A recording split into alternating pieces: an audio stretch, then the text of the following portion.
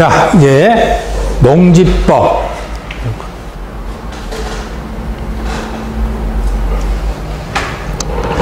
자, 농지법 가지고 보겠습니다. 농지법은 66번부터 72번까지 문제입니다.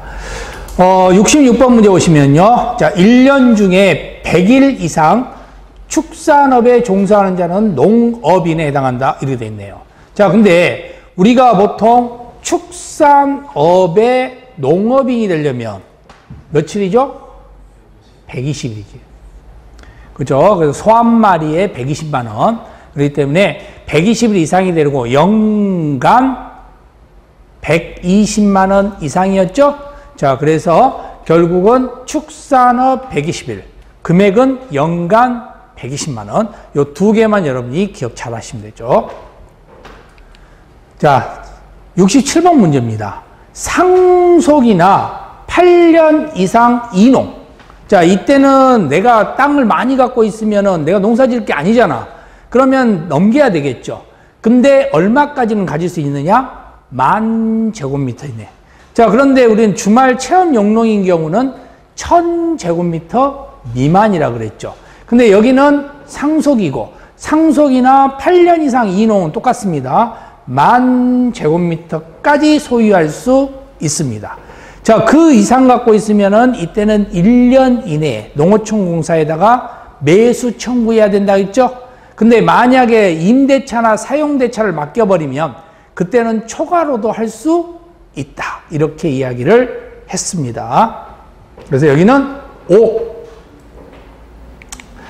자, 68번은 공유농지에서 분할이에요. 또 상속입니다. 자, 이렇게 내가 농민이 될 생각이 없었는데 얼떨결에 농민이 되는 경우가 어농이고, 그 어농인 경우에 대해서는 농지 취득 자격 증명 시구 읍면장한테 발급을 받아야 되는데 어농은 발급받지 않고 농민이 될 수 있다 했죠? 그래서 발급받지 않고 농지를 취득할 수 있다 이렇게 가야 되는데 없다 그랬으니까 X. 자, 우리는 농지 취득 자격 증명을 발급받는 경우는 두 가지예요. 계획서를 쓰고 발급받느냐, 계획서를 쓰지 않고 발급받느냐. 그때 계획서를 쓰지 않고 발급받는 경우가 중요한 경우가 바로 학교 전용이라고 그랬죠? 학교 전용 나오면 계획서 안 쓰고 한다는 거. 근데 주말 체험 영농은 계획서를 쓰고 발급받아야 된다는 거. 그 부분만 여러분 주의를 잘 하시면 됩니다.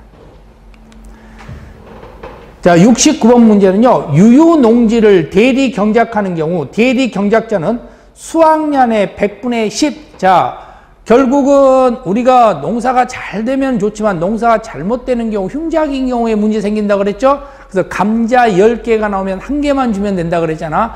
그래서 감자 1개를 항상 생각하고 있어야 됩니다. 100분의 10. 자, 이 경우를 토지 사용료로 지급하여야 한다라고 되어 있습니다. 맞죠? 그래서 100분의 10. 그래서 여기는 5.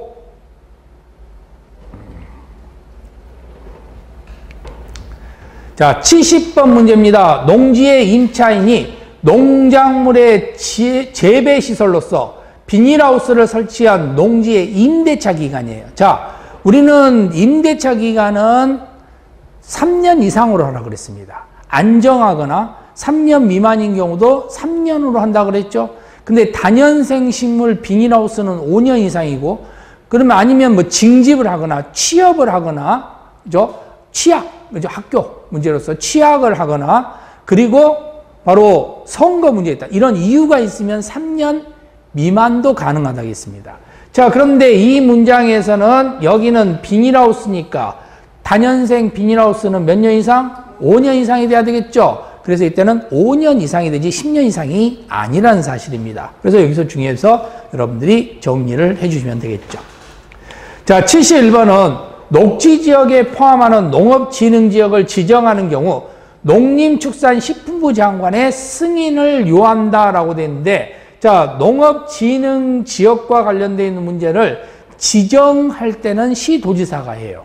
근데 승인을 할 때는 농림축산식품부 장관이 승인을 하게 되는 겁니다. 그래서 이 문장에는 O.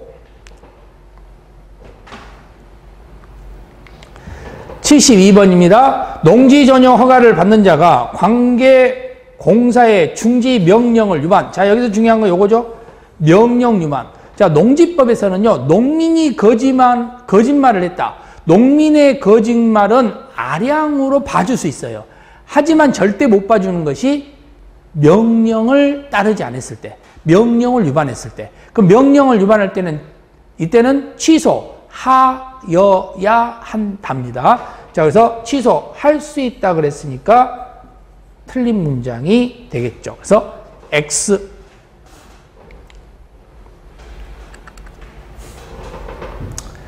자, 이제는 도시개발법입니다. 도시개발법은 73번부터 86번까지 있고요. 자, 이때 이 도시개발법에 관련된 내용을 보시면요. 73번 문제 보세요. 자연 녹지 지역에서 도시개발구역을 지정한 이후 도시개발 사업의 계획을 수립하는 것은 허용되지 않는다 그랬는데 보전 녹지 지역은 안 돼. 그러나 자연 녹지 지역은 허용이 됩니다. 그래서 X. 그래서 보전 녹지 지역은 안 된다는 사실 기억을 하시면 되겠죠. 그리고 생산 녹지라든가 주거, 상업, 공업이 나오면 100분의 30 이하가 나오는 거고, 장관이 지정할 때는 자연환경 보전 지역은 제외된다는 것이 있을 거고, 그 부분만 여러분이 잘 정리하시면 됩니다. 자, 74번 문제 나왔네요. 도시개발법입니다. 도시개발구역의 토지 면적을 산정할 때는 국공유지를 포함한다. 원래는 국공유지가 제외되는 건데 바로 이 도시개발법과 관련돼서는 바로 국공유지가 포함된다는 사실, 이 부분을 여러분이 주의를 하시면 되겠죠. 그래서 동의를 한 자가 있고 동의를 안 하는 경우가 충돌되는 경우가 있는데, 기존의 자는 동의를 했고 변경된 경우, 땅을 팔았는데 그걸 산 사람은 반대할 수 있겠죠. 그래서 기존의 자와 변경된 자가 충돌되면 항상 기준은 기존의 자를 기준으로 한다는 것. 그리고 동의자에서는 한 사람의 수인이 하나를 갖고 있으면 수인은 1인이 대표를 한다 그랬죠. 그래서 수인은 1인이 대표를 하는데 문제는 집합을 할 때, 집합 건물을 한다. 집합이라는 말이죠. 집합한다 그러면은 한 명이 오면 안 되잖아. 다 와야 되지. 각각. 그래서 집합 그러면은 각각을 다 대표자로 한다. 그래서 전부 다 각각을 전부 동의자로 적용을 시킬 수 있다는 사실, 그걸 여러분이 주의를 하셔야 됩니다. 자, 75번입니다. 지방자치단체가 나와 있습니다. 자, 지방자치단체나 국가는 지정 제한을 할 수가 없어요. 그렇죠? 그래서 국가나 지자체는 지정 제한을 할 필요 없어요. 자기들이 시행권자인데 자기들이 제한할 필요는 없을 거 아니에요. 자, 그러면 이들이 지정권제 형태에서 적용이 될 수 있다는 사실입니다. 자, 하지만 또 하나의 문제는 조합은, 그렇죠? 조합이라는 경우는 제외된다 그랬죠? 이거. 그래서 조합이 포함되지 않는다는 사실, 그래서 제외된다는 사실, 이걸 여러분들이 같이 기억을 하셔야 된다는 거. 자, 76번 문제는요, 여기 3만이 중요합니다. 자, 3하고 친하는 경우에는 자연 녹지가 아니라 공업이 되겠죠? 그래서 공업만 3만 제곱미터 이상이고 나머지는 1만 제곱미터 이상, 이렇게 여러분들이 판단을 하시면 되고, 분할도 역시 1만 제곱미터 이상, 이렇게 전제된다는 거 기억을 하시면 되겠죠. 그래서 76번 X. 자, 77번 문제는 개발계획 변경 시 개발계획의 변경을 요청받기 전, 자, 전입니다. 전에 철회를 했으면 동의자 수에서 제외시켜주는 겁니다. 뭐든지 전에는 철회가 가능하고요. 그때 철회했으면 동의자 수에서 빠지는 겁니다. 그래서 77번에는 O.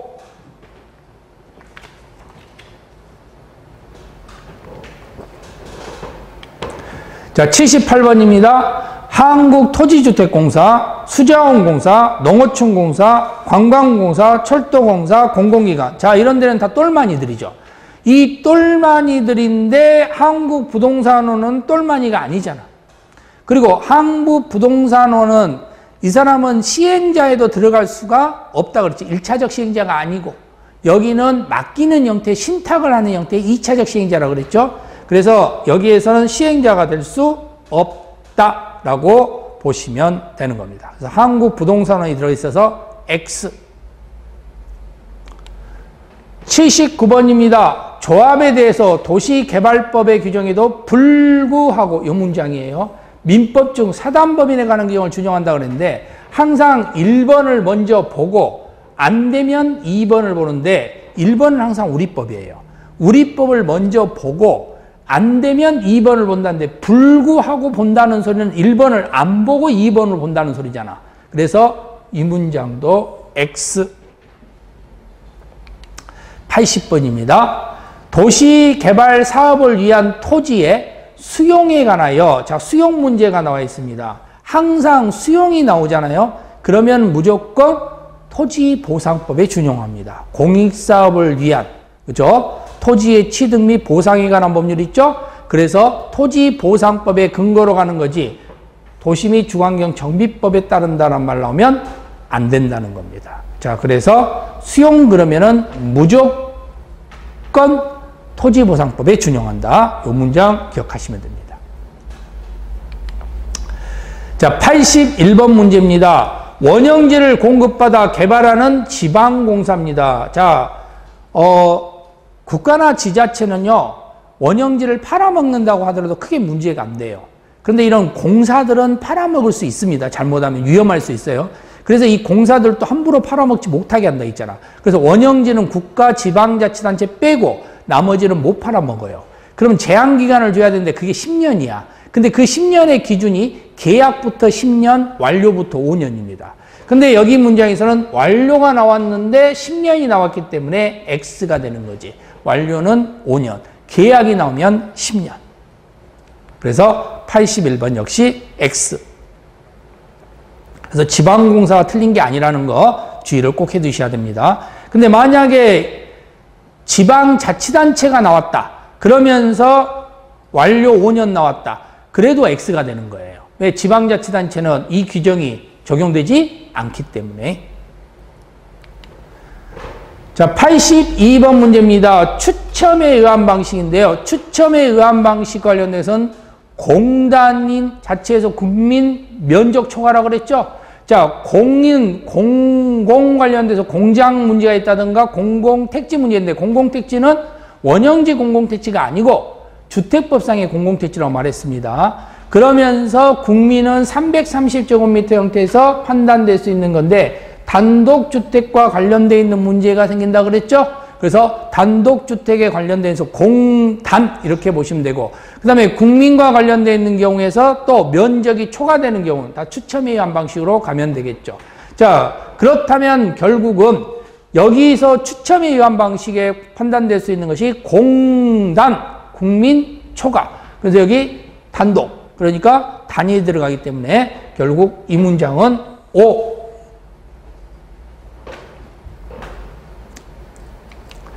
83번입니다. 시행자는 준공검사를 받은 후 90일 이내 지정권자에게 환지 처분을 해야 된다 그랬는데요. 자, 여기서 또 하나 중요한 문장에서는 일단은 이 문장 자체에서 우리가 주택법, 그리고 도시개발법, 그리고 정비법, 자, 이 문장이 나올 때는 기본적으로 90이라는 숫자가 나오지 않는다 그랬죠. 90이라는 숫자가 나오려면은요, 기본적인으로서 여러분들이 알아둬야 될 것은 90이라는 숫자에서 형태가 될 수 있는 게 바로 손실보상의 협의 기간. 그래서 손실보상 협의 기간만 90이라는 숫자가 나옵니다. 그 외에는 90이라는 숫자가 안 나온다고 생각하시면 돼요. 아시겠죠? 그래서 여기는 90이라는 숫자가 나올 수가 없다라고 판단될 수 있기 때문에 여기는 X 이렇게 여러분들이 구분을 시켜주시면 되겠죠. 그러면 이제 60이라는 숫자가 우선된다든가 하는 경우를 90으로 많이 바꾼다 그랬죠? 84번 문장입니다. 84번은 확정이 되는 경우가 있고요. 확정이 되는 경우에서는 자, 환지 처분이 공고된 날 확정된다고 그랬는데 우리가 청산금 확정, 뭐 취득한다, 종전이 들어간다. 그러면 다음 날이라 그랬잖아요. 그래서 여기는 다음 날이 나와야 된다는 겁니다. 그래서 역시 84번에도 X. 85번입니다. 지방자치단체가 나왔네요. 지급보증 없습니다. 그렇죠. 지방자치단체는 보증 필요 없겠죠. 자, 토지상환채권을 발행할 수 있다. 자, 토지상환채권은 도시가 안 붙었으니까 누구든지 발행할 수 있어요. 그러면 당연히 국가똘마니도 발행할 수 있을 것이고 그 국가똘마니는 보증 없이 발행하겠죠. 그런데 민간인은 보증 받고 발행하겠죠. 그래서 이 문장도 역시 O. 그래서 85번도 O가 되는 겁니다. 자, 86번입니다. 시도지사는 도시개발채권을 발행하는 경우 채권의 발행 총액에 대해서 국토교통부 장관의 승인을 받는다 그랬는데 도시개발채권은 도시채권이고 시도지사가 발행한다 그랬죠. 그래서 그 감독기관은 국토교통부 장관이 아니라 행정안전부 장관이라고 그랬죠.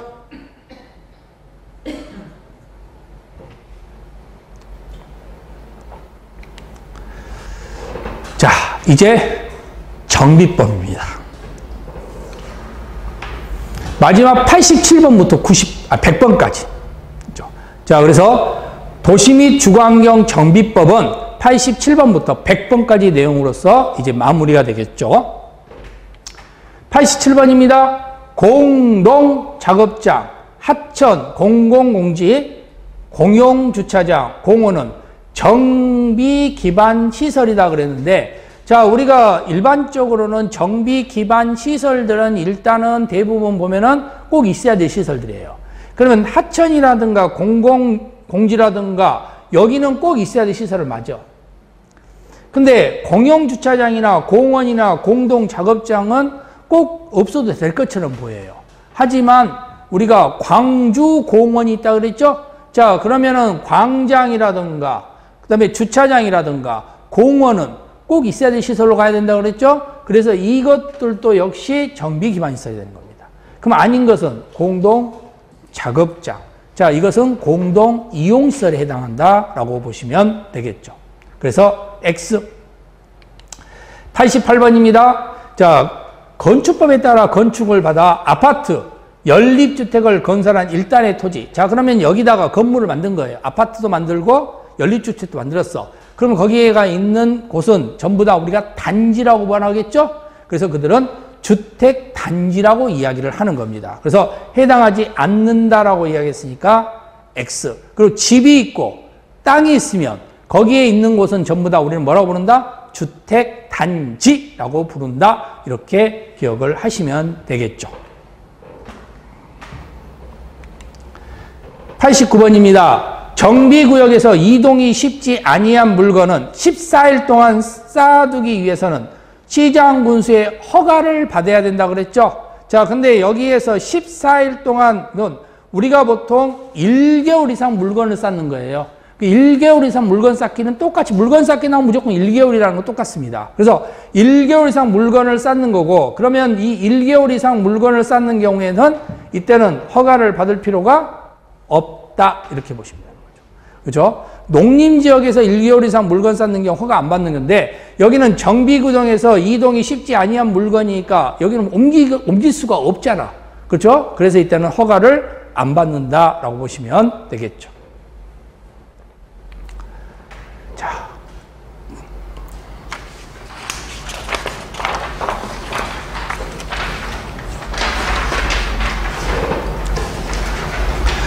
(90번입니다) 90번은 주택 재건축 사업. 자, 주택 재건축이 나오면 안전진단이 나와요. 근데 그에 드는 비용은 안전진단을 부탁한 쪽에서 내야 되겠죠? 그래서 시도지사가 부담하는 건 아니다. 그래서 X. 자, 91번입니다. 재건축과 관련되어 있는 경우에 대해서는 오피스텔이 나옵니다. 근데 오피스텔은 어디서 나오느냐? 관리처분에서 나오는 거예요. 그러니까 환지 방식이 아니라는 겁니다. 여기는 관리처분 방식에서 나오는 거지. 그래서 X가 되는 겁니다. 이거 조심하셔야 됩니다. 재건축이 오피스텔 나온 건 맞아요. 근데 그건 관리 처분에서 문제가 되는 거지 환지에서 문제되는 게 아니라는 사실이죠. 자, 92번입니다. 교육감, 교육장과 협의하는 경우가 나오는데 이때는 둘이 나왔으니까 교육감이나 교육장이니까 2명 200m라고 그랬죠? 그래서 200m 이내의 경우에서는 교육감, 교육장과 협의를 해야 된다. 그래서 이 문장은 옳은 문장이 되는 겁니다. 그래서 92번은 O. 93번입니다. 조합설립 추진위원회 조합 설립을 위하여 토지 등 소유자의 동의는 구두로 할 수 있다 그랬는데 나중에 그런 말 한 적 없다 그러면 끝나버리겠죠. 그래서 구두라는 것은 우리가 배우는 법에서 구두는 적용하지 않습니다. 다 서면이에요. 그러니까 우리는 공법을 배우는 거고 공법에는 정확성이 있어야 됩니다. 그래서 다 서면으로 한다고 생각을 하시면 됩니다. 그래서 X. 94번입니다. 조합원의 수가 100인 이상입니다. 자, 우리는 지금 현재 정비법 이야기하고 있죠. 정비법에서는 100인 이상이면 조합원의 대의원을 두어야 한다가 맞는 문장이 되는 겁니다. 아시겠죠? 그래서 우리는 도시개발법에는 50명 이상이면 둘 수 있다. 정비법은 100명 이상이면 두어야 한다. 꼭 기억하셔야 되겠죠? 그래서 94번에는 O. 자, 95번입니다. 토지 등 소유자가 100인을 초과하는 경우가 있는데요. 자, 우리는 이사와 감사 중에는 당연히 감사가 적어야 된다 그랬죠. 그래서 이사가 많아야 돼. 그래서 이사와 관련되어 있는 형태인데 감사는 1명에서 3명 이하가 되는 겁니다. 그런데 이사는 3명에서 5명 이하가 되는 겁니다. 자, 그렇다면은 이 문장에서 우리는 100인을 초과하면 어떤 문제가 생기느냐? 감사를 늘리는 게 아니라 이사를 늘리면 되는 겁니다. 그래서 이사가 5명 이상이 되는 거죠. 그래서 이사가 5명 이상이 돼야 된다는 사실이죠. 그래서 X.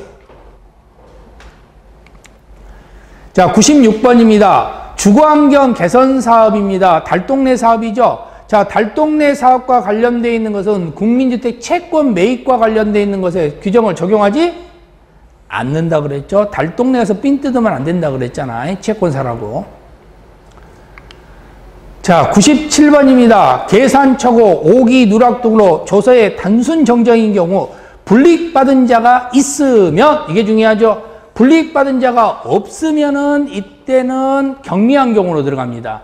그래서 신고만 해도 됩니다. 하지만 불이익받은 자가 있으면 이때는 신고 규정 갖고 하면 안 되고 인가를 다시 해야 된다는 겁니다. 그래서 변경 인가 문제가 생길 수밖에 없겠죠.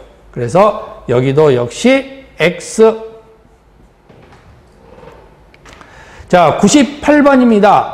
조합에서 임원이 선임 당시 결격 사유가 있으면 당연히 당연퇴직이 됩니다. 근데 중요한 게 이건 조합의 모든 공통점입니다.